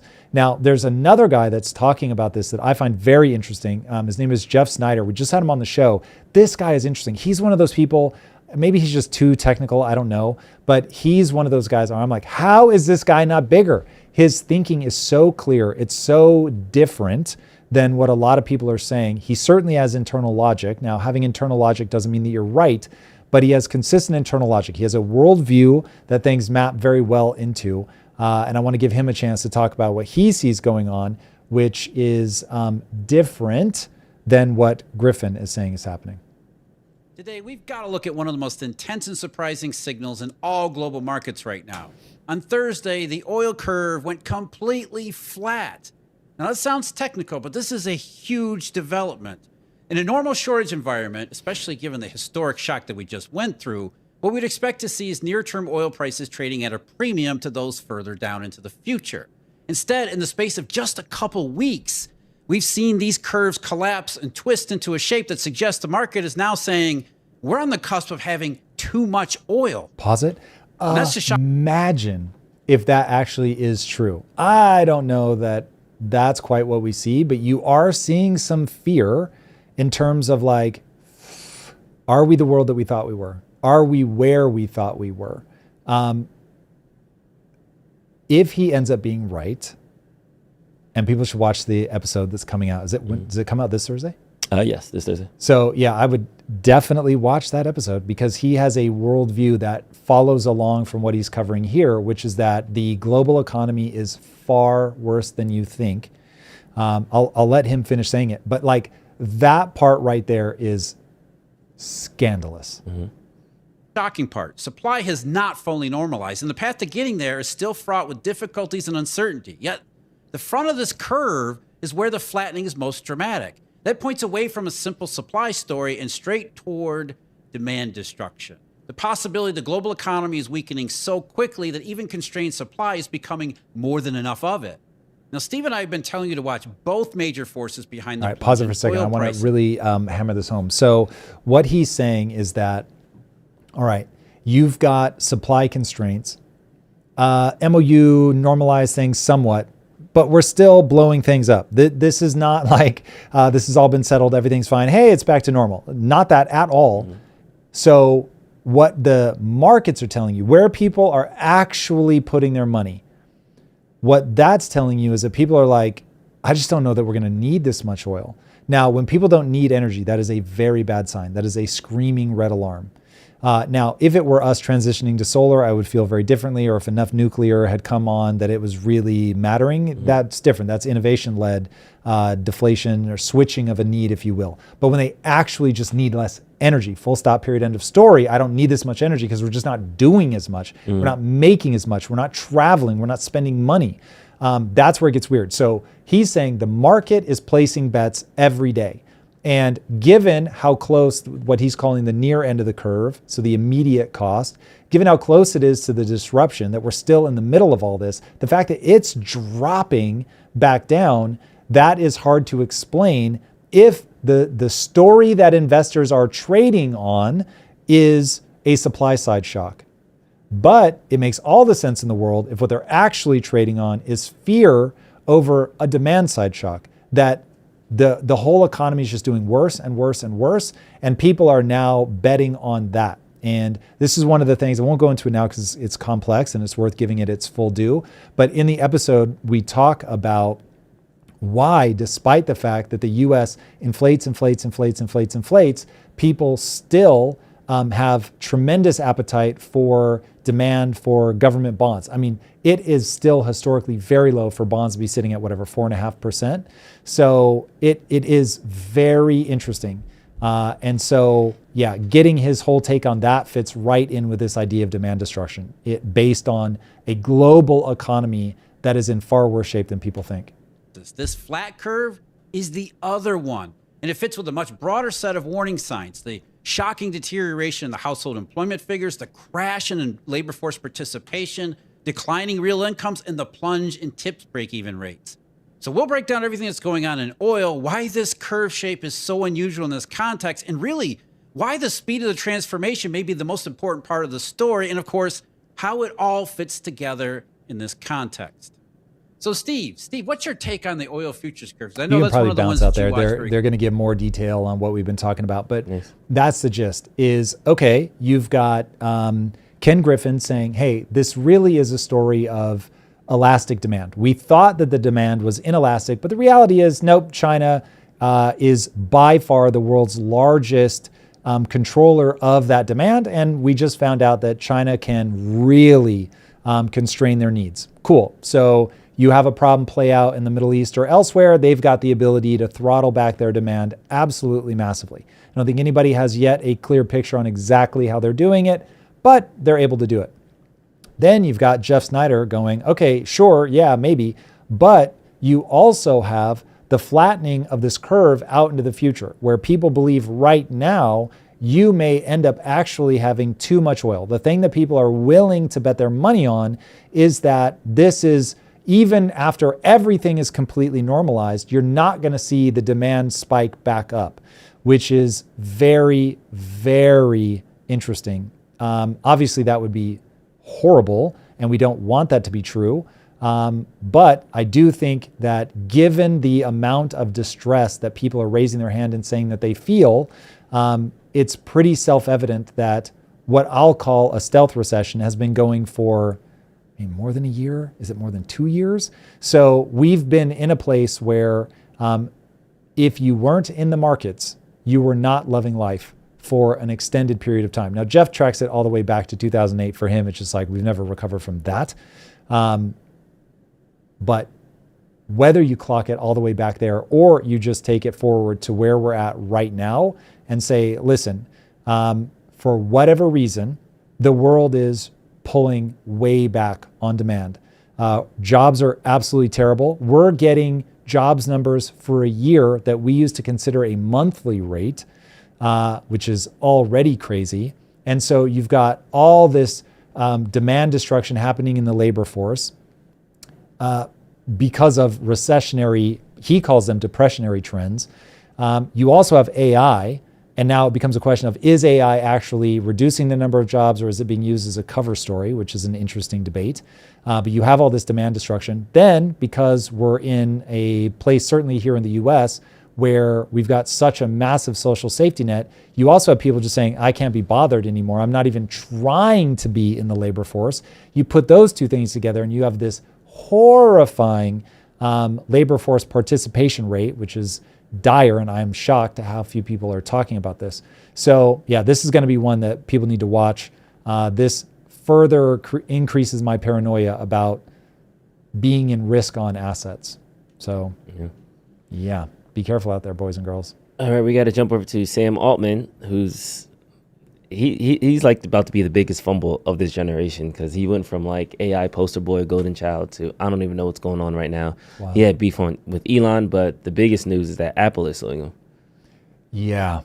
Sam Altman continues to entrench himself as the sociopath of AI, basically, at least according to Apple, as they attempt to level OpenAI with a massive lawsuit for stealing their hardware IP, basically at an industrial scale. So Apple filed suit against OpenAI on Friday in federal court. They're alleging systematic trade secret theft. The complaint does not stop at OpenAI, by the way. It drags in poor Jony Ive, if you guys remember him from Apple fame. So he has a company called IO Products, which was purchased by OpenAI for $6.5 billion. There's also other individuals named in the suit. You've got Tang Tan, which is OpenAI's chief hardware officer and former Apple VP of product design, as well as Bilyeu, a former Apple senior systems electrical engineer. The allegations are intense, man. Apple claims that Tan directed job candidates still working at Apple to bring actual hardware parts to their OpenAI interviews for what was being called show and tell sessions. It claims Bilyeu exploited a security bug to download over 1,000 pages of confidential technical files, including manufacturing documents for Apple's circuit boards. Then he joked about it in messages. Whoops. Boys and girls, please remember 50 Cent's immortal words. I try not to say nothing the DA might want to play in court. Try not to write anything down that the DA might want people to read in court. Bilyeu also allegedly kept his Apple-issued laptop after leaving and coaching another Apple or other Apple employees on which confidential materials to study before their interview with OpenAI. Wild.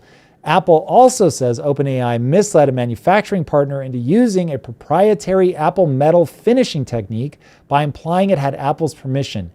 Yo. The filing calls OpenAI's hardware business rotten to its core and notes over 400 former Apple employees now work at OpenAI. Apple wants damages plus a court order forcing OpenAI to return his materials and stop using them. Now, OpenAI's response is, we have no interest in other companies' trade secrets. Okay. The timing of all of this is just insane. OpenAI is trying to get their IPO going. These guys can't catch a break. I mean, they're shooting themselves in their own dick. But Apple and OpenAI, by the way, used to be partners back in 2024. Apple dropped them for Google in January, presumably because they knew that this was going on. Now, I imagine that they were already building their case before they parted ways. And now the lawsuit is dropping just as OpenAI was preparing their IPO and undoubtedly was going to use the hardware device as like the lead thing to get people excited. Ooh, buddy. This one is going to be full of fireworks. So get ready for one of the wildest corporate battles in modern memory. I mean, this is going to be crazy. And I really do think Apple means this as a kill shot to an already weakened OpenAI. This is going to get crazy. And by the way, Apple has more cash than God, but they really are out of ideas. And so if this is the one piece of hardware that they had hoped were going to replace the iPhone, which I don't know if I buy that. They fumbled the ball so hard on AI so far. But that's what some analysts are claiming. If that really was, this is like kill shot v. kill shot. So it'll be interesting to see, because if OpenAI absconds with the technology and is farther down the road and is able to integrate it with more powerful AI, man, oh man, this is going to get weird. But the real fun of it all is the X exchange between Elon and what's his face? Sam Altman. Sam Altman, thank you. Where, scroll to the beginning of this? Yeah, this is the beginning. So Elon tweeted, "Scam Altman is super good at scamming." A Doge designer account retweeted that. Elon retweeted that. He takes scamming to a whole new level. So then Sam Altman quote tweeted that and said, "Homeboy, you're the one selling public market investors on short-term space data centers." Yeah, so before we move on, because there's one more knock after that.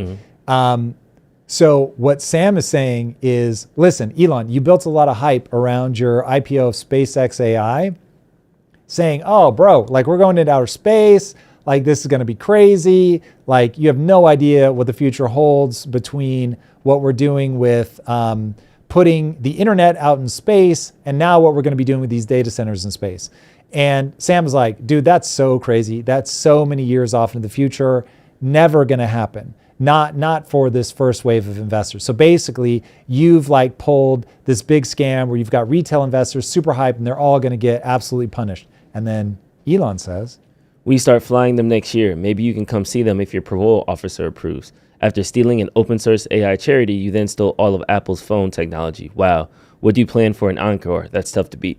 it is so crazy to me that we live on the timeline where these absolute titans of industry are just taking pot shots at each other out in public. It's crazy. This is going to be very damaging to one or both of these companies, by the way. Apple and OpenAI will spend an ungodly amount of money and time and focus on fighting this. I'll be very interested to see if they actually get the injunction that stops OpenAI from using the technology, because if this puts that tech on hold for a year or more, oh my God. Yeah, especially with the delayed IPO and stuff like that. Yes. Jerry Riggs Everything tweeted, kind of got caught on the side thing. He said, Elon said we would have 50,000 Optimus robots in 2026.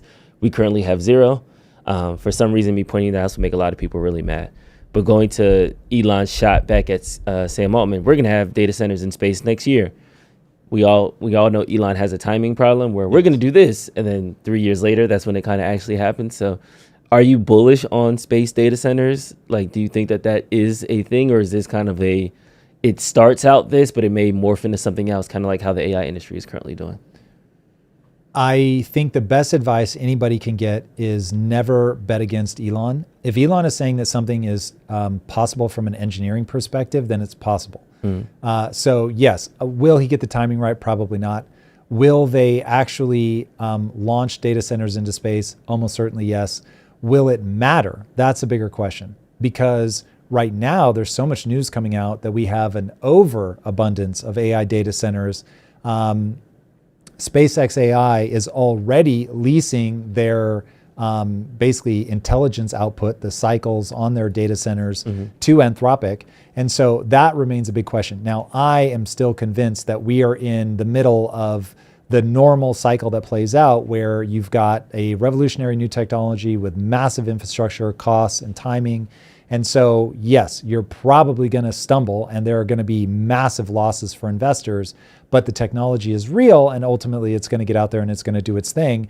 I think that intelligence is so important. The very thing that makes humans able to do what we've done is intelligence. So the fact that artificial intelligence is already so good, is it what we all want it to be? No, of course, we want it to get better and better and better and better and better. But even if it has already hit its peak and it's never going to get any smarter, simply deploying it into more and more places is going to be utterly transformative. The internet took 20 plus years for it to play out, for people to really show what it could do.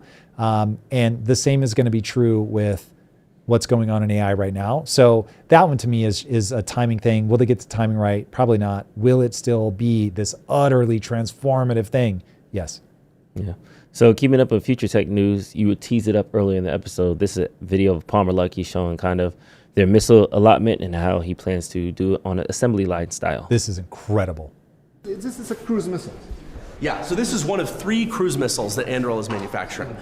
One of the key things that Anduril has done that is different from many other companies is design our cruise missiles so that they can be very easily manufactured by automotive-style assembly lines, workers, and manufacturing equipment. Most other companies design very exquisite missiles that are built by high-end aerospace factories. But by building missiles with 90% less parts that can be built in 10% of the time using automotive-style factories, it means that a country can make all of its automotive factories into part of its deterrent strategy. Remember that. All right, pause it for a second. The thing that I love about Palmer Luckey is he is the reward that we get for people finally waking up and saying, I'm not going to spend my time and energy making the next Twitter, which is like what everybody was doing for such a long time. There was a whole thing from Peter Thiel where he said we were promised flying cars and we got 140 characters. What he was trying to get at is the best and the brightest minds from around the world were sucked into 2 things. They were sucked into finance and they were sucked into basically apps. And there was a ton of money, and I understand why people pursued it, but eventually it got to the point where our best and brightest found themselves being pulled into actual physical engineering and manufacturing. And you see Elon go into hardcore, just tangible, moving electrons around the physical world, and the same thing with Palmer Luckey. And when you raise are just young people with an absolute hunger to build real things, you get a very different world than when everybody's going into software. That doesn't mean don't go into software. There should be an absolute, for the people that love it, go into that, build the things that you care about. But the fact that we were just telling people over and over and over, everything's in software, go to software, I think really delayed a lot of cool things. And now, by the way, we really are getting flying cars. And we're getting, I mean, listen, we're in a moment where building weapons is an important national security priority. So seeing somebody like Palmer, if you don't know his backstory, it's absolutely incredible. When he was a teenager, he starts making what ended up becoming the Quest VR goggles for Meta. Like, imagine doing that as a kid, makes a couple $1 billion off of that, turns that into Anduril and some other companies, which now on their own are way bigger than what's going on with the Quest headset. So, I mean, it's just absolutely astonishing what happens when you raise kids in an environment where it's like, listen, if you've got the ability to pull this off, like, there's no limit. Go pursue something great, and getting them excited about being American, building something in America for national security. Like, this is so exciting to me. I really love seeing this. Manufacturing is what made America great. Being able to build, understanding that we have some of the most hardworking, innovative people on planet Earth, that had been our ethos from time immemorial. I love seeing it come back. This is very exciting for me because we become so financialized. And look, it's a modern miracle what we've built with the financial system. It's absolutely incredible. I'm not negative on it. But when everybody goes into that, you do start getting a derangement of that. You get a derangement of talent. Everybody just wants to go like into that space. Unfortunately, the kind of intelligence of somebody like a Palmer Luckey or an Elon Musk, it doesn't come around every day. And so if they end up going into just being a quant, it's like, yes, they can make a ton of money, and I wouldn't begrudge anybody that does it, but boy, do I love to see people that actually physically make something. It's so incredible. Yeah. World War II, for example, the United States and Japan both used their peacetime factories that were making automobiles, motorcycles, and they pivoted them to wartime use. But it took time to design weapon systems that could be made in that way. We're doing it before any potential conflict. It can be launched from the ground or from the air or from sea. Actually, we recently showed it doing a ground launch that we paid for that demonstration ourselves. But you can also launch these out of, for example, cargo aircraft. I can put them into a dispenser so that even airplanes that aren't military aircraft, I can load this in, and I can push them out the side of the aircraft, and then the dispenser goes, turns your whole cargo aircraft fleet into part of your long-range weapon strategy. This is designed to scare China into not taking action on Taiwan. It has a very specific purpose. It's much less expensive than a conventional missile because of everything I've just talked about. Also because they reuse a lot of components. For example, this, and this use the same actuator motors to steer the fin. I worry for his safety. I worry for Elon's safety. Like, these are the guys that if you're like, oh, I don't have to take out a whole lot of people. I just need to take out these singular personalities that, I mean, what he's had to push back against when at like the height of woke, he was saying that he was building weapons for the US military. People lost their shit. Some of his political stances is what got him kicked out of Meta, which ended up being for the better. But yeah, so man, keep that man safe. Yeah. Keep that man safe. You saw China recreated the landable rocket. Oh, listen, Elon is always very honest about China. He's like, do not sleep on China. They have some of the most extraordinary engineers. They have a lot of very intelligent people. They are working very hard. China has a like, call it 1950s through 80s vision of themselves the way that America did, where we're the best. We make things better than anybody else. There's nothing we can't do. We're not doing this because it is easy. We are doing it because it's hard. Like, man, say what you will, but imagine being starved to death systematically by bad leadership for decades. You're watching your kids die. You're watching your friends die. You barely stay alive, but you make it to the other side. And that fucking guy that was starving everybody to death, he finally dies. And the guy that takes his place says, we're going to stop starving people to death. We're going to go to free markets. Dude, imagine, like, the just sense of like, no one's going to stop me. I'm never going to be in that position again. Like, we're going to build and build and do great things. We were held down for so long. And so there's this sense of like this pent up steam in the system that finally got unleashed, and people just went crazy building. You can say they overbuilt, but it's still extraordinary. What China did is unprecedented in human history. They're a worthy adversary. And people that try to make light of them or say, oh, they just steal, whatever. Listen, man, these guys are incredible. So yeah, don't sleep on them. It's very interesting to hear Palmer. It's very in keeping with his personality, but to just say out loud, this is designed specifically to scare China off of making a move on Taiwan. Yo, damn. There it is. All right. And Riz gone wrong. A senior Army nuclear scientist was trying to bag something, and he was like, hey, girl, I got these nuclear secrets from you. If you want to come back to my hotel. I heard people, tricking with money. I heard people offering purses and vacations and trips. I never heard people offer nuclear secrets. So that might have been his end. I don't know. That might have been his thing. Bro. With oversight of America's nuclear arsenal has been placed on administrative leave by the Pentagon and may face criminal prosecution following a video sting operation by the O'Keefe Media Group. Newsmax chief Washington correspondent James Rosen is joining us now with a look at the comments caught on tape that landed this official in hot water. Good afternoon, James. Bianca, good afternoon to you. A spokesperson for War Secretary Pete Hegseth referred Newsmax to a statement that the Army issued yesterday. It confirmed that nuclear scientist Andrew Hugg, the Army's branch chief for chemical nuclear surety, a post focused on the safety and security of the Army's chemical and nuclear weapons components, has indeed been placed on leave pending additional investigation. In a pair of meetings in noisy restaurant settings with an unidentified woman who it turns out was employed by the O'Keefe Group and who was surreptitiously recording the encounters, Hugg appears to divulge classified information in a range of areas, from ongoing use of nerve agents to war planning in Iran. Two segments of the video apparently capture Hugg disclosing to his young female interlocutor at least 4 locations of underground nuclear missiles and critical aspects of the launch process under which they could be fired off in the event of a nuclear conflict.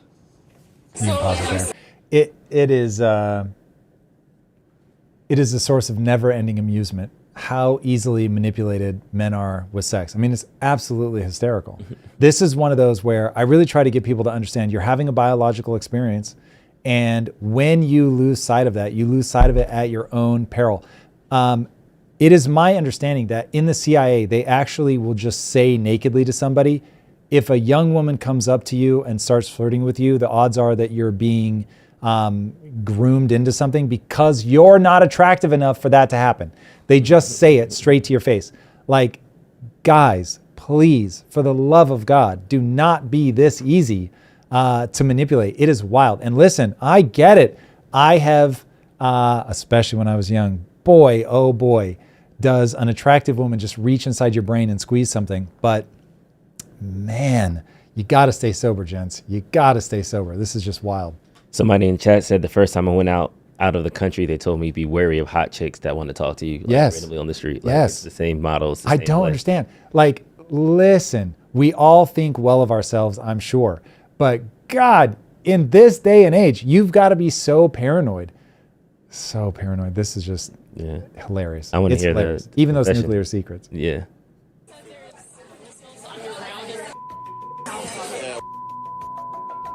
Sheesh. Between the briefing and the loud stuff, it's always so hard to hear these things. A launch message. She knocks on your door. Goes, here you go. She gives you a launch message on a box of cookies. She wrote it down. If it passes all the checks, go. Yeah. He was like, yeah, here, there. Yeah. This is the process. Wow. I'm important, girl. Yeah. That's so wild. That's hilarious. It's one of those things though, like it's ironic, it's funny, we can like jest about it, but this is a nuclear secret. If somebody was listening, this could be trapped. So to your point earlier, where sleeper agents are everywhere, who knows how many of these things aren't being recorded by James O'Keefe? You know what I mean? How many of these conversations are happening with these sleepers and with these spies and these alleged honeypot assets and things like that around the world, not even just in America. So it's easy, this it's interesting to see this level of warfare that doesn't take place on a battlefield or behind a computer screen. That's a really good point, man. I think that, so when I was growing up in the 80s, everybody was hyper aware that we had spies in Russia, Russia had spies here, and that you were always playing a cat and mouse game. We were trying to find them, but you had to be like eternally vigilant.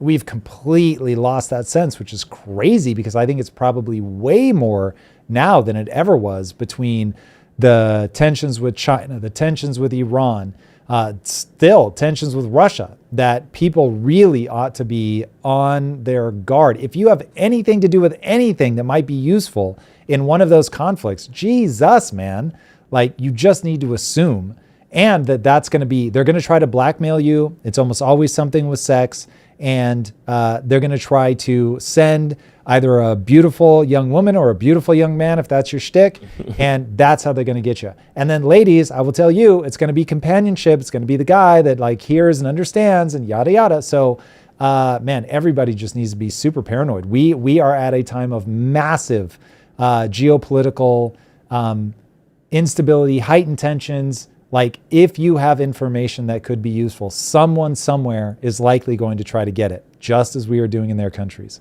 So yeah, I don't understand why people aren't more on their guard, but here we are. These videos from James O'Keefe, shout out to James O'Keefe. They just keep pouring out, whether it's about fraud, election tampering, now apparently nuclear secrets. You can just get everybody to confess. It's crazy.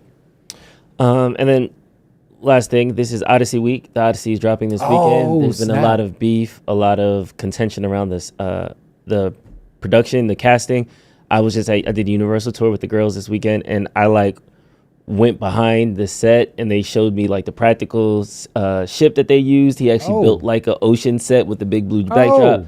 The Trojan horse was out there, like, Chris How'd Nolan. you get the hookup that got you like that tour? It was a studio tour that they kind of drove around. Yeah, right. So, God, I thought you were. They just didn't go with you on that. Oh, no. That's what you're saying. You said I went on. Oh yeah, we were. Got it. Yes. Okay, I queued off the wrong word there. I was like, oh shit, like a guy who knows a guy. I was like, yeah, I'll be right back. Stay here. Go play.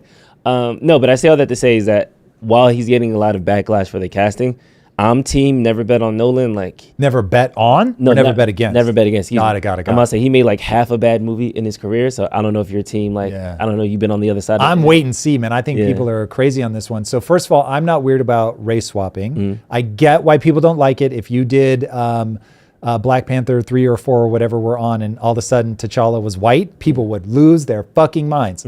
So I get it. It's going to be a thing for some people. It's just not a thing for me. So I'm not weird about that. If they had I would be weird if they put an unattractive woman in the role. So if they do something to make her unattractive, because she's supposed to be the face that launched 1,000 ships. Now, if you make her hot and she's like, yeah, I get why somebody would go fight for her. Tom, as a individual person, does not care whether that person is race swapped. That's not going to be a popular internet opinion. But then I've also heard that I'm in a private chat with people that are well connected that are obsessed with films, and one of them got an early screening, and he was like, "Dude, this movie is so good, like."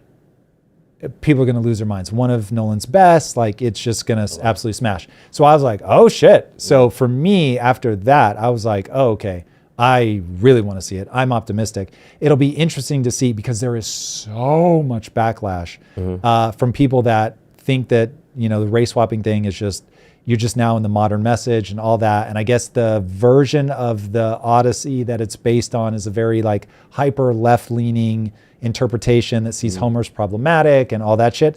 So it's possible that there's enough just sort of DEI signals that if you either like that or don't care, that the movie just completely blows your mind. And that if you hate that and do care, you just can't get into the movie of it all. And so that'll be interesting to see. But like you, I wouldn't bet against Nolan. I think he's an extraordinary filmmaker. Even when he's not making sense, Tenet was just confusing. I was like, the fuck am I watching?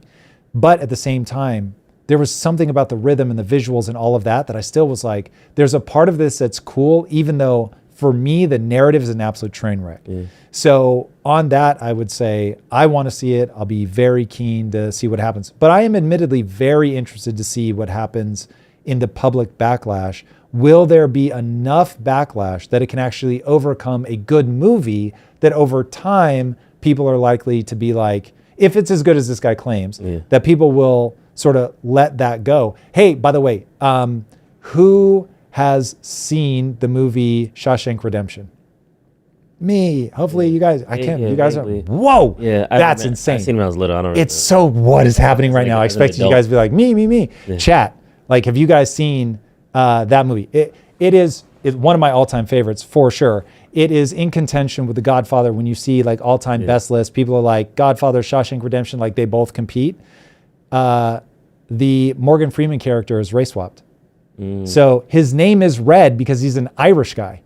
And so it's a book, but so is the Odyssey. So it's like that one, not only did I not care even a little bit, Morgan Freeman is so good in that movie. Who would you put in that would be better? So they make a joke about it in the movie. He's like, why do they call you Red? And he goes, maybe it's because I'm Irish. And it funny in the movie, in the book, it's just really an answer.